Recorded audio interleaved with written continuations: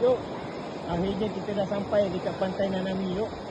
Itulah, setelah sekian lama nak pergi, tak dapat lagi. Oh, kejar ni dari sini. Lama tau. Berapa tahun dah? 3 tahun ke 4 tahun? Tahun ni berapa? 2022. 22 dia. Waktu dia pergi. Dia nak pergi sini pasal apa lalu? Lupa aku. Dia nak bersara, yuk. Dia Cikgu kita nak bersara. Bukan Nanami.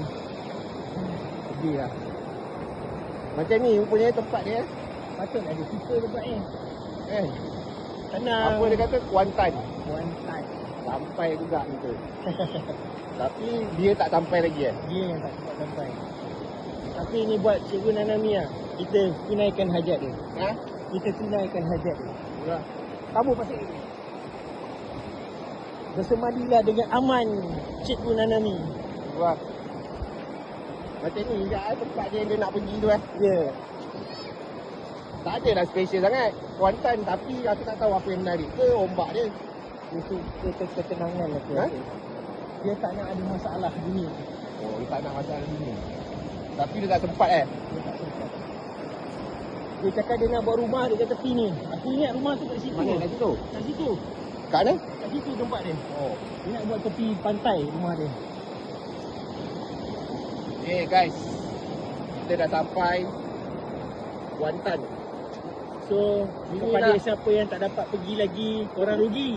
Sebab kita orang Foreigner- dah sampai dulu. Foreigner pun dah pergi lah. Foreigner pun datang. Betul, setiap mata dia. Kemungkinan nanti dekat tempat ni akan ada tugu Nanami. So, stay tune. Dah tengok, spek mata pun dah tahu. Dah macam cikgu Nanami. Dah buka apa, memang dah lama nak pergi. Daripada dulu. Orang dah ramai pergi dah. Cuma Cikgu Nanami tak suka plastik-plastik ni. Ni plastik tu. Ini semua pemusnah alam. Pemusnah alam. Laut. Laut. Sana. Okay lah. Impian kita tercapai lah. Tercapai dah. Betul, aku dah lama nak pergi dulu. Ya. Tapi tak dapat.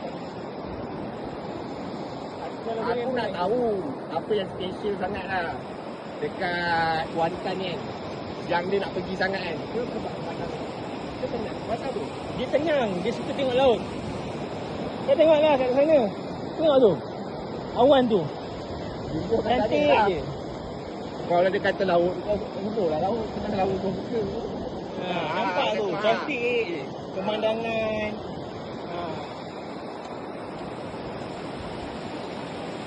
Dia memang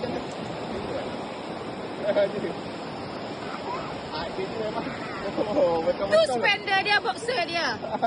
Jangan tengok spender saya. Tengok keadaan saya. Memahami Cikgu Nanami. Jujutsu Kaisen. Okey. Cikgu yang memakai pisau macam kumpul.